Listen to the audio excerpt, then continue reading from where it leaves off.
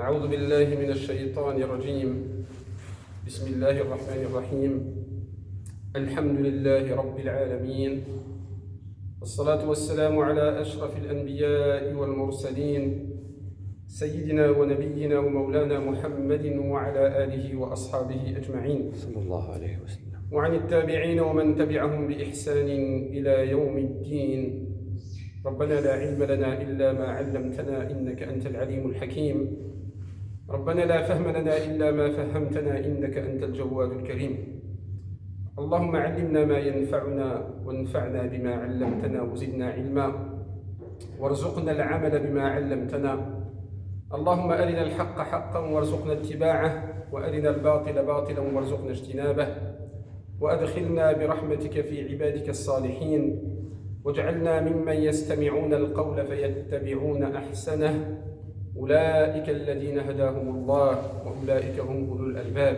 أما بعد، أيها الإخوة والأخوات, chers frères et sœurs, Assalamu alaikum wa rahmatullahi wa barakatuh.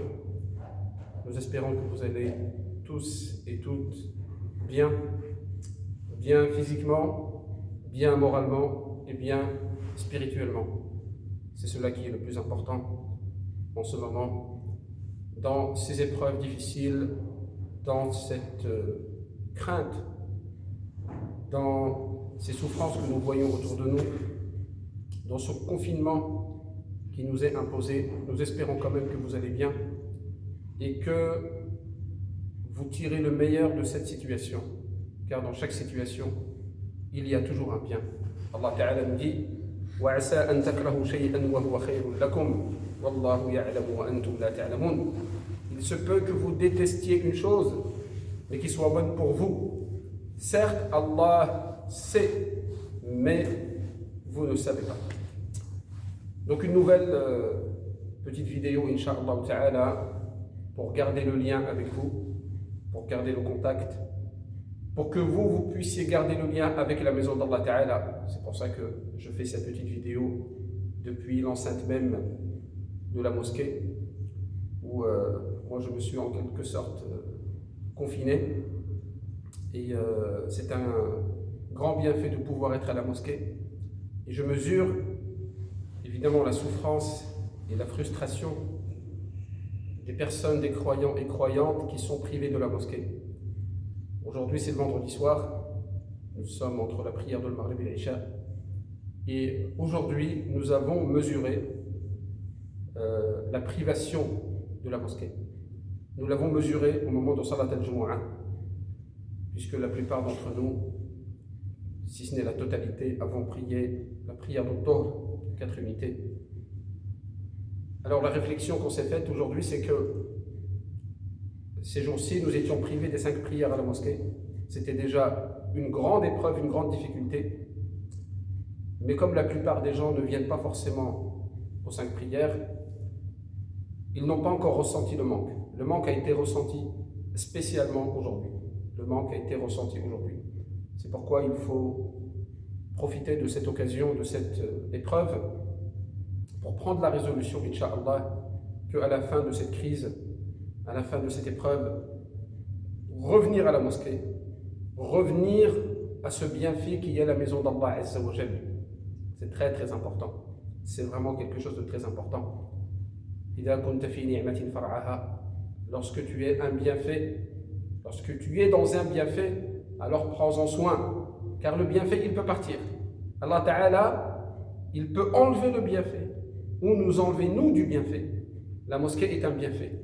La mosquée et les mosquées sont les lieux préférés par Allah Azza wa Jal. C'est un grand bienfait. Lorsqu'on n'y prête pas attention, lorsqu'on ne les fréquente pas comme il se doit, Allah Ta'ala, soit il retire les mosquées, en fait les mosquées sont toujours là, soit il nous retire nous de ces mosquées, de ces bienfaits.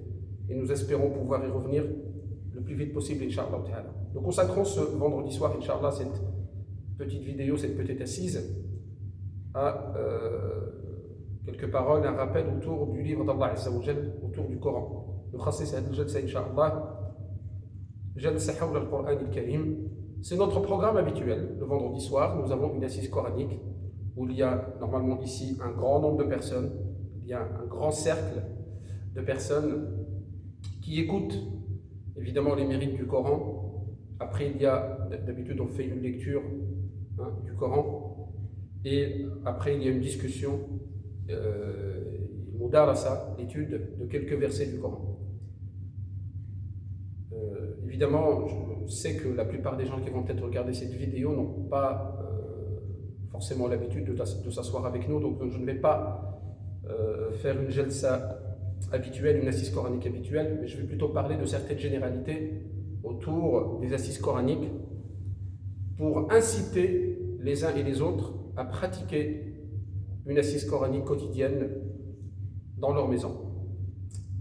L'importance des assises coraniques, que ce soit à la mosquée ou à la maison, c'est vraiment quelque chose qui est très très important. Très très important. Nous sommes ici attachés aux assises coraniques. Alhamdulillah, في المسجد تعلق كبير بحلقات القرآن وبمجالس القرآن. Puisque même le dimanche matin, nous avons une halaqa où on étudie le livre Majalis al-Qur'an de notre cheikh Farid Ansari, rahimahullah. On l'étudie.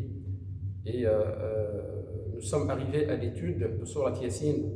Il y a plusieurs majalis dans Surat Yasin, après avoir complété l'étude de Surat al-Fatiha et ensuite de Surat al-Furqan. C'est une assise que nous faisons le dimanche matin, une halaqa après Salat al-Fajr. Autrement, tous les vendredis soirs, on fait une halaqa umumiyya autour du Coran. Quel est le mérite des assises coraniques? Le prophète sallallahu alayhi wa sallam nous dit dans le sens du hadith: وَمَا اجْتَمَعَ قَوْمٌ فِي بَيْتٍ مِّن بُيُوتِ اللَّهِ يَتْلُونَ كِتَابَ اللَّهِ وَيَتَدَارَسُونَهُ بَيْنَهُمْ إِلَّا نَزَلَتْ عَلَيْهِمُ السَّكِينَةُ وَغَشِيَتْهُمُ الرَّحْمَةُ وَحَفَّتْهُمُ الْمَلَائِكَةُ وَذَكَرَهُمُ اللَّهُ فِي مَنْ عِندَهُ. Le prophète sallallahu alayhi wa sallam nous dit dans ce hadith que lorsque des gens se réunissent dans une des maisons d'Allah, en l'occurrence maintenant c'est la maison, c'est pas forcément la mosquée, ils se réunissent pour deux raisons. Tout d'abord, réciter son livre, et deuxièmement, l'étudier entre eux. Eh bien, Allah Azza wa Jalla, il leur donne la sérénité, il fait descendre sur eux la sérénité. Nous avons besoin de la sérénité actuellement. Allah Ta'ala les couvre de sa miséricorde. Les anges les entourent, ils deviennent les compagnons des anges. Je laisse al-malaika. Et quatrièmement, Allah Ta'ala les mentionne auprès de lui. Lorsque vous faites une assise coranique, vous réunissez la famille, les membres de la famille, 15 minutes, pas plus. Autour du Coran, cette discussion, cette réunion, elle est faite autour du Coran. On délaisse toute autre chose. On éteint les appareils, on éteint la télévision, on éteint le gaz, etc. Et on se dit, on va consacrer 15 minutes au livre d'Allah Ta'ala. Le fait de le faire au quotidien, il y a une grande baraka qui s'installe. Parce que petit à petit, les quatre choses-là, ils arrivent à la maison. La sérénité arrive, la miséricorde d'Allah descend. Les anges vous entourent dans votre maison. Vous savez que la présence des anges fait fuir la shayatin. Et Allah Ta'ala, il parle de nous.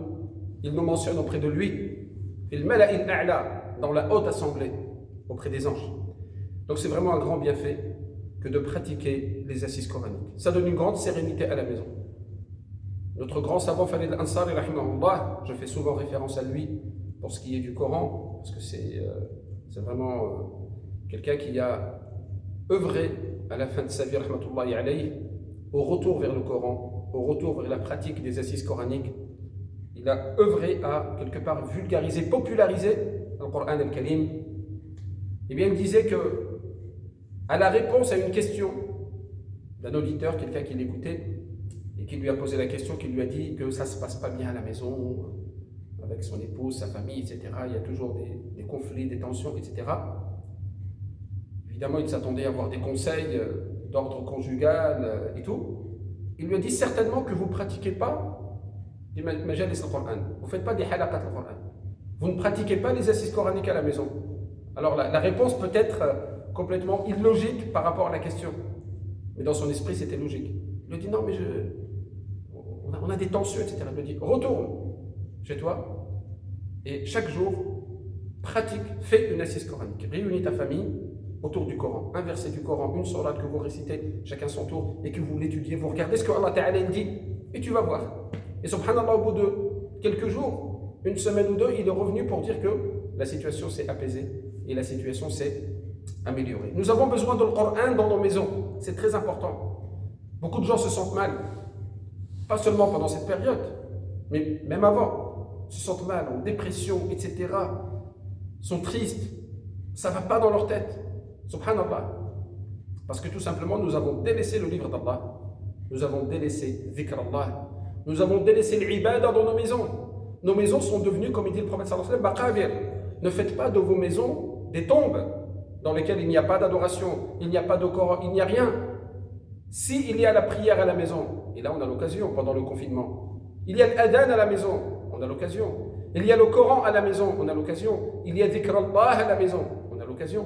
Ala bi dhikrillahi tatma'innul qulub. On cherche la sérénité, l'apaisement. N'est-ce pas par le rappel d'Allah que les cœurs s'apaisent?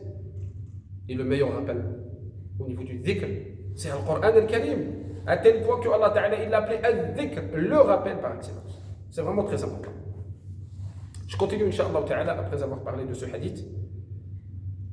Et je ne vais pas aller, vous pouvez retrouver tous les hadiths, les mérites de la lecture du Coran. Je ne vais pas aller dans ce chapitre parce que ça va nous prendre beaucoup de temps. Deuxième point que je voulais vous dire sur ce hadith.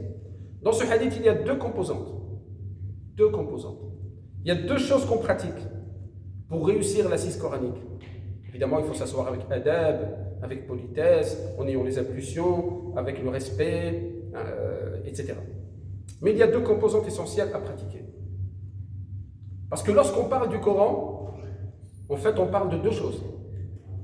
Lorsque nous parlons du Coran al-Karim, عندما نتحدث عن القرآن الكريم فيه أمران نتحدث عن أمران. On parle de deux choses. On parle des mots du Coran et on parle des sens du Coran. Alors ceux qui ont déjà assisté aux assises ici, ils savent de quoi je parle. Et pour les autres, ce sera un rappel, Inch'Allah Ta'ala. Lorsque vous parlez du Coran, eh bien il y a deux choses, deux composantes distinctes. Il faut distinguer.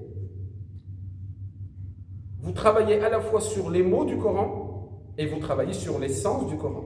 Et on l'a dans ce hadith. Il nous dit Yatlouna kitab Allah. Ils récitent, ils lisent le livre d'Allah.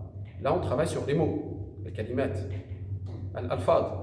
Wa yatadarasunahu fima bainahum. Et ils l'étudient entre eux. L'étude, c'est justement le sens, la méditation, la réflexion sur le sens. Allah Ta'ala nous demande de réfléchir au sens, at-tafakkur, de méditer, at-tadabbur, de raisonner, al-aql.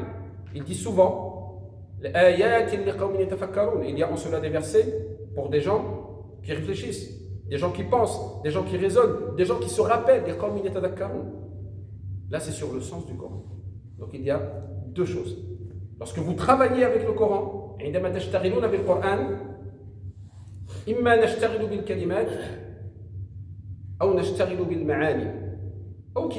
mieux, c'est les deux.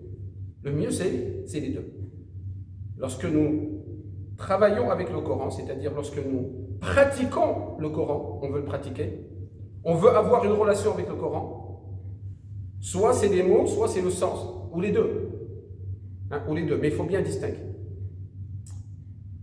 Lorsqu'on travaille sur les mots du Coran, il y a 4 choses qu'on doit faire. Et lorsque l'on travaille sur l'essence du Coran, il y a aussi 4 choses qu'on doit faire. Retenez bien ça, Inch'Allah. C'est le message essentiel. Lorsque vous travaillez sur les mots du Coran, vous faites 4 choses. Tout d'abord, la lecture, récitation. Comme il se doit, avec tajwid. Je ne distingue pas la lecture du tajwid. Certaines personnes distinguent tilawa et tajwid, comme si c'était deux choses différentes. Il n'y a pas de lecture du Coran sans tajwid. Il n'y a pas de lecture du Coran sans tajwid. Tajwid, c'est al-jawda, c'est la qualité. C'est rendre joli, c'est enjoliver notre lecture, améliorer notre lecture. Donc tout d'abord, al-qira'a ou al-tilawa.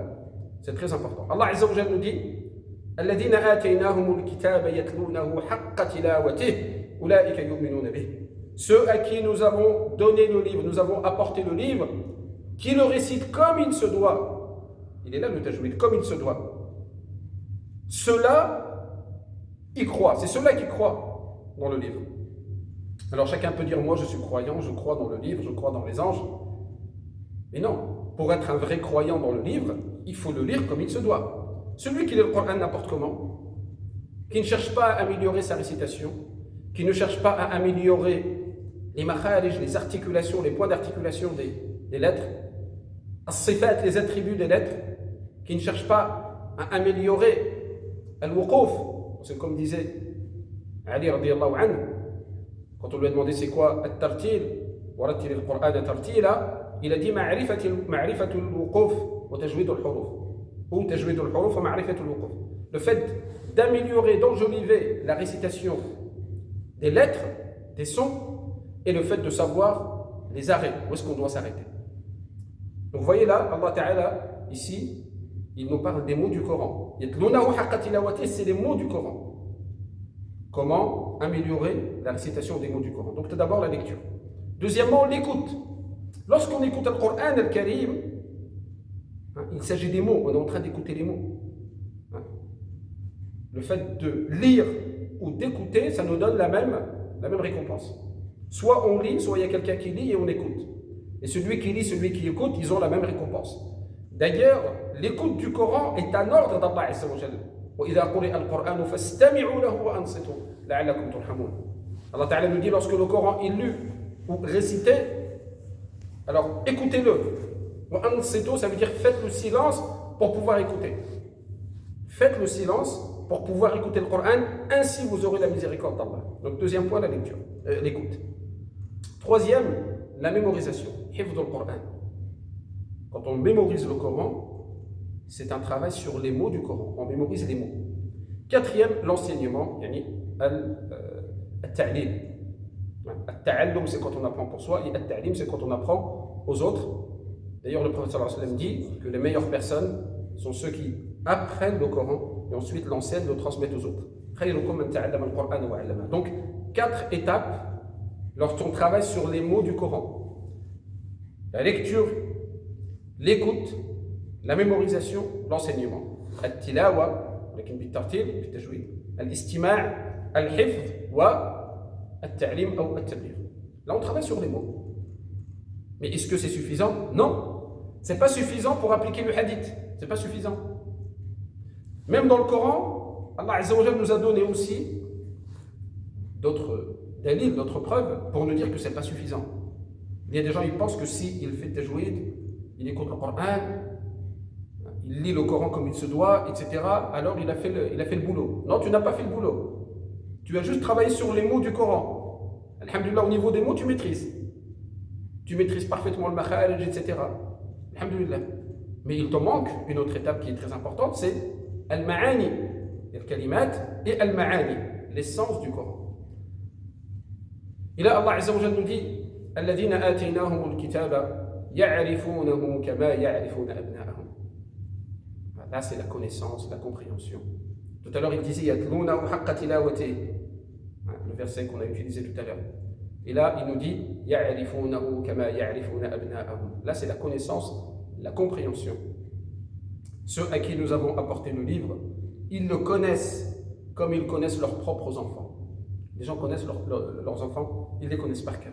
Juste, il entend les pas, sa manière d'ouvrir la porte, de fermer la porte, sa manière même de parler, même de respirer, il reconnaît son enfant. Donc, le travail sur le sens du Coran.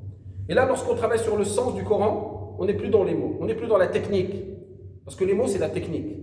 Les mots, c'est une technique de prononciation, etc. C'est pour ça qu'on travaille beaucoup en ce moment avec les adultes et les enfants à travers la méthode Nouraniya pour améliorer, corriger la prononciation, corriger les makharij. Au niveau du sens, il y a aussi 4 étapes. Tout d'abord, al-fahm, la compréhension. Deuxièmement, al-tadabbur, la méditation. Troisièmement, al-amal, la pratique. Et quatrièmement, évidemment, l'enseignement des sens du Coran. Il y a aussi 4 étapes. La compréhension, al-fahm, à travers le tafsir.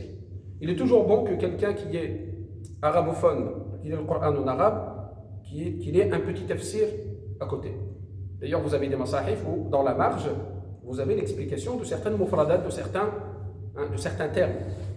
Et quelqu'un qui est francophone et qui lit le Coran quand même en arabe, mais il ne comprend pas, il lit, donc il maîtrise les mots, la lecture, mais pas le sens, c'est bien qu'il ait un Coran où il y a l'interprétation, la traduction des sens en français, comme ça il comprend ce qu'il y a. Une fois qu'on a la compréhension, qui est tafsir, on comprend ce que Allah Ta'ala dit. Ensuite, il y a l'étape de la méditation, la réflexion sur ce que Allah Ta'ala nous dit, at-tadabbur. Allah Ta'ala nous a dit que le Coran il a été révélé liyadabbaru ayati, pour que les gens réfléchissent et méditent sur ces versets. Comme si al-illa, l'objectif, la cause de la révélation du Coran, c'était tout simplement pour la méditation, pour la réflexion sur le Coran. Afala yatadabbaruna al-Quran. Allah Ta'ala dit, mais pourquoi est-ce qu'ils ne méditent pas sur le Coran? Il faut méditer. Une question qui est toujours très simple à se poser au sujet de la méditation autour du Coran, c'est tout simplement se dire, où est-ce que j'en suis par rapport à ce verset? Ayna ana min hadhihi al-aya. Où est-ce que j'en suis par rapport à ce verset? Le verset parle de la prière, je me pose la question, j'en suis où par rapport à la prière? Là, j'ai réfléchi sur ce verset et je me l'applique. Le verset parle de comportement, par exemple sur le Hujurat, qui parle de beaucoup de comportements, notamment des choses à ne pas faire en termes de akhlaq. Je me pose la question, c'est pas je lis et je passe. Je m'arrête, comme il faisait le prophète sallallahu alayhi wa sallam. Et je me pose la question, où est-ce que j'en suis par rapport à ce verset? Ça, c'est très important. Une fois que j'ai compris le sens, je me l'applique. Je fais une muhasaba avec moi-même. C'est ça, tadabbur. En quelque sorte, c'est une partie de tadabbur. Troisièmement, la pratique. Évidemment, on ne peut pas pratiquer les mots, on pratique le sens. Lorsqu'on est tout simplement dans les mots du Coran, at-tilawa, on ne peut pas passer de tilawa à la pratique. Pour passer de la lecture à la pratique, il faut passer des mots au sens. On pratique le sens du Coran. Si on pratiquait les mots, on serait littéraliste. On pratiquerait tout et n'importe quoi. Et par contre, on pratique le sens. Une fois qu'on a bien compris le sens, réfléchi sur le sens, là on peut pratiquer. Al-amal, ou bien al-takhalluq bil-Qur'an. Adopter le comportement du Coran. Comme l'a fait le prophète sallallahu alayhi wa sallam. Lorsque Aïcha nous dit Kana khuluquhu al-Qur'an, son comportement, ses moralités, c'était Al-Qur'an. Kana Qur'an yamshi, c'était un Qur'an qui marche. Et évidemment, la quatrième étape, c'est enseigner et partager l'essence de Al-Qur'an al-Karim. Je vais voir s'il nous reste un petit peu de temps, Inch'Allah, bi'idhnillahi ta'ala, pour vous donner quelques sens de quelques mots de Al-Qur'an al-Karim. D'abord une petite lecture, et ensuite, on donne juste quelques sens de quelques mots, Inch'Allah. Vous pouvez suivre ensemble la lecture, Inch'Allah ta'ala. Pour les gens qui sont derrière leurs écrans, qui sont en train de regarder, Inch'Allah, ou qui vont regarder cette vidéo. أعوذ بالله من الشيطان الرجيم بسم الله الرحمن الرحيم الحمد لله رب العالمين الرحمن الرحيم مالك يوم الدين إياك نعبد وإياك نستعين اهدنا الصراط المستقيم صراط الذين أنعمت عليهم غير المغضوب عليهم ولا الضالين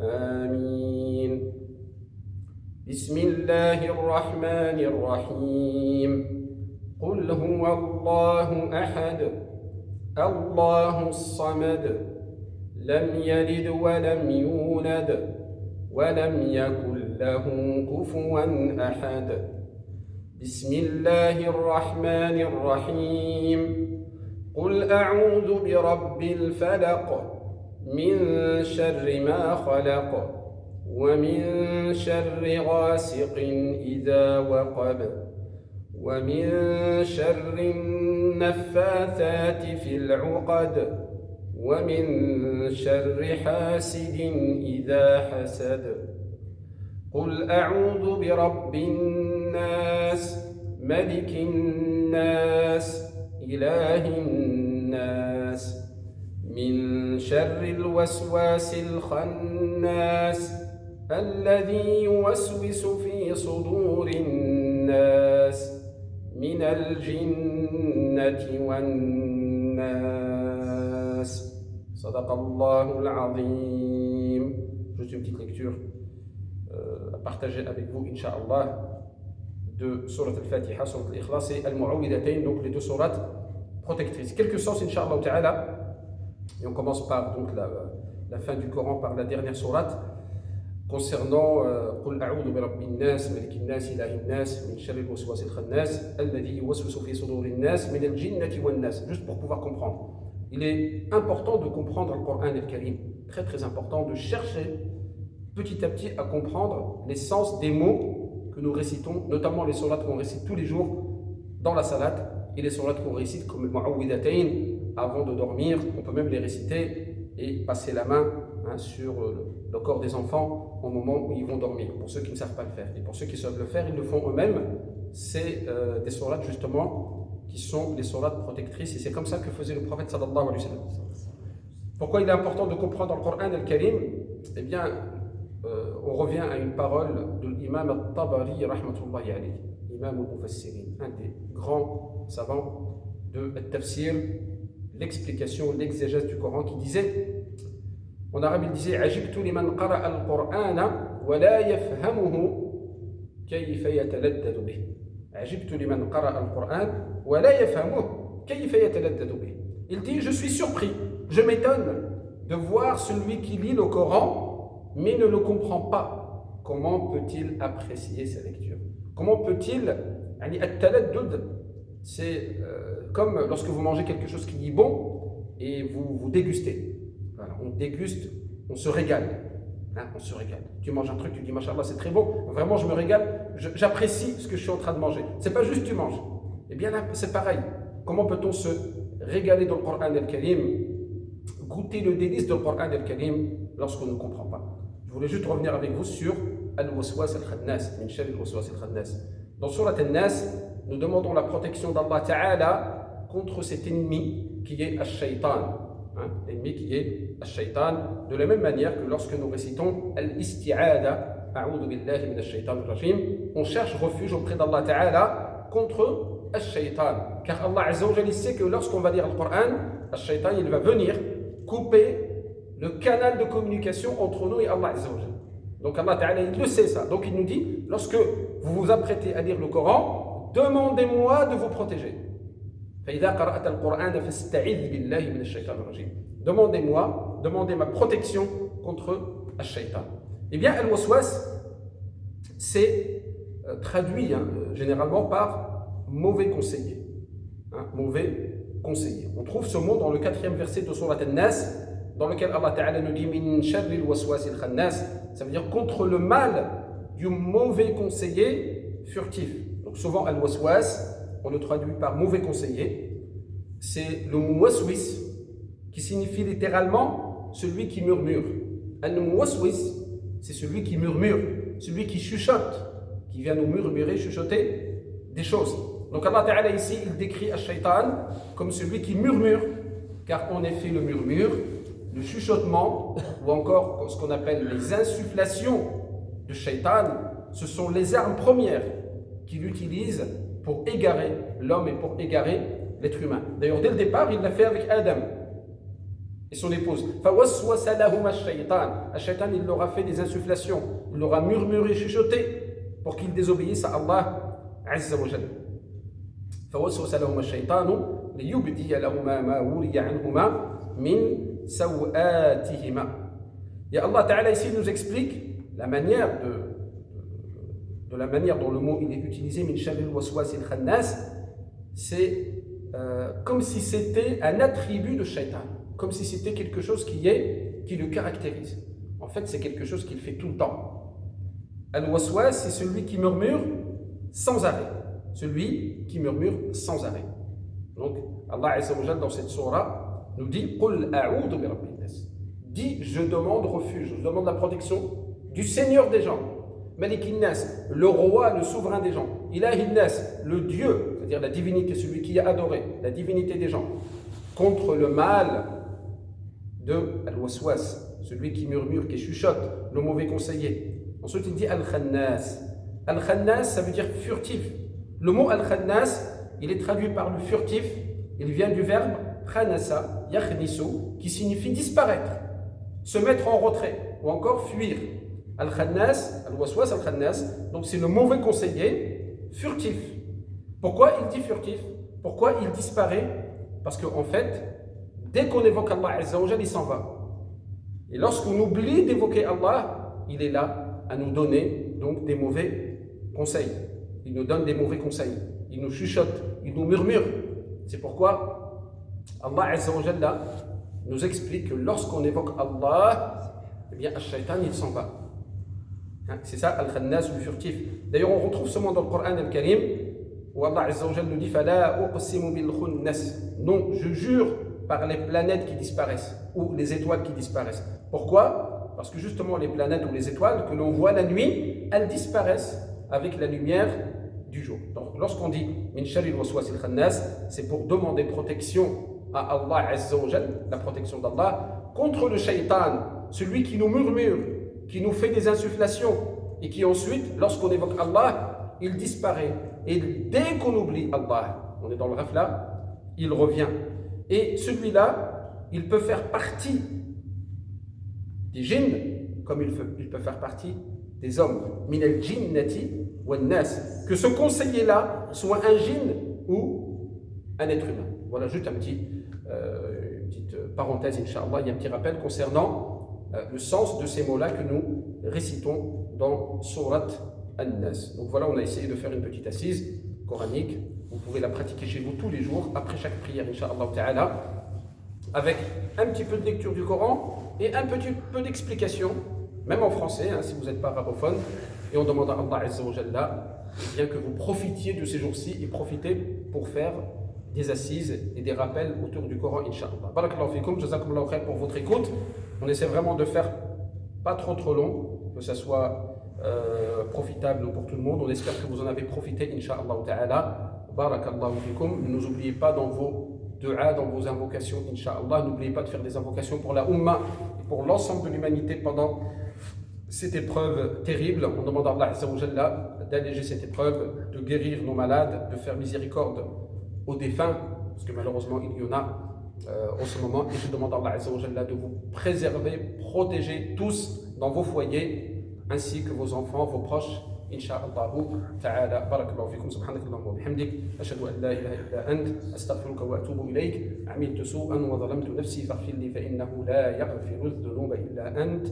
Bismillahir rahmanir rahim. Wal 'asri innal insana lafi khusr illa alladhina amanu wa 'amilus salihat. وتواصوا بالحق وتواصوا بالصبر سبحان ربك رب العزة عما يصفون وسلام على المرسلين والحمد لله رب العالمين